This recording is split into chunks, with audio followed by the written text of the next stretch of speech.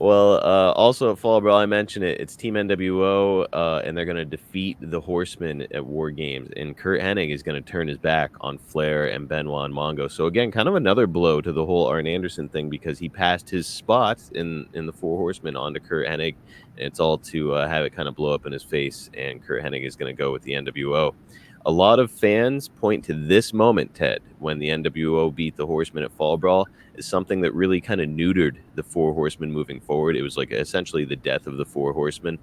Fall Brawl took place in Horseman Country, which was Winston-Salem, and we're coming off that NWO parody. And as I mentioned, probably would have made more sense for the NWO to get their comeuppance.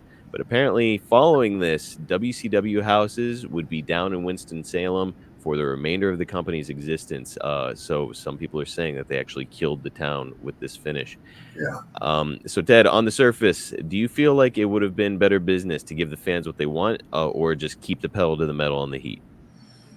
I mean, at the end of the day, okay, I put it this way: it's like, heel babyface, heel bad guy, babyface good guy.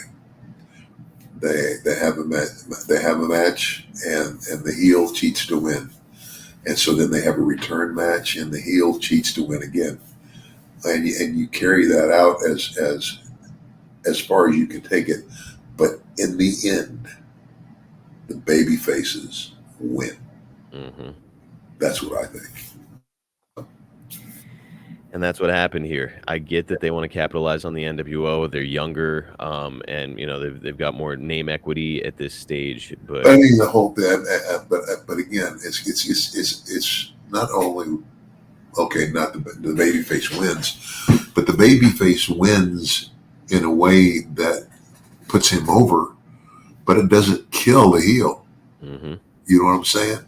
Yes, It's like, I mean, it's like, when I turned heel, I turned on JYD, and oh my gosh, he was the hottest baby face in Mid South, I think, ever.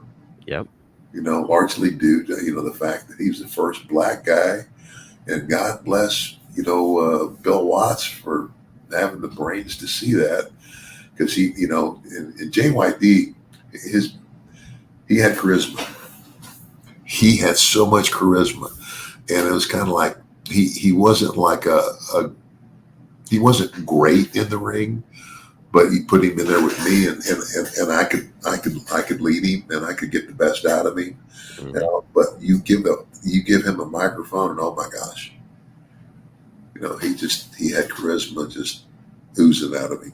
And And I would imagine that you would cheat him time after time, but then eventually the big blow off is that yeah, he gets you, right? yeah, exactly. And that's the way it should be. So why with this other thing would it not be? The only thing I can think is I know that Flair had to leave for a little while. He was actually going to go get a facelift. So the angle at the end of this is that they put Flair's head in the door, and Kurt Hennig turns on him and slams Flair's head in the cage door, and that's going to excuse his absence for a while.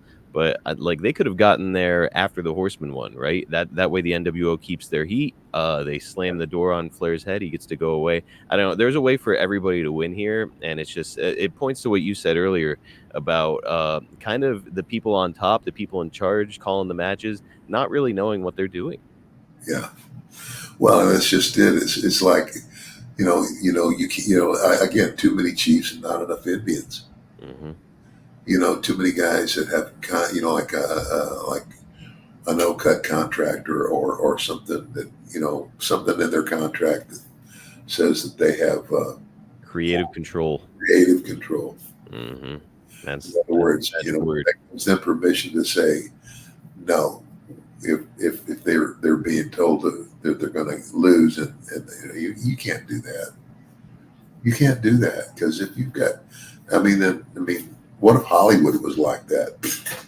Oh, every movie would be terrible. Yeah, No, it's silly to give any of the boys creative control because, again, everybody's coming from like the sort of carny days of wrestling, especially in this era. Most of the guys working at this time had come from the territory system where it's like me over everybody, it's me against everybody. This is not a team. This is an individual sport. So, of course, if you give somebody creative control, they're going to take advantage of it. yeah.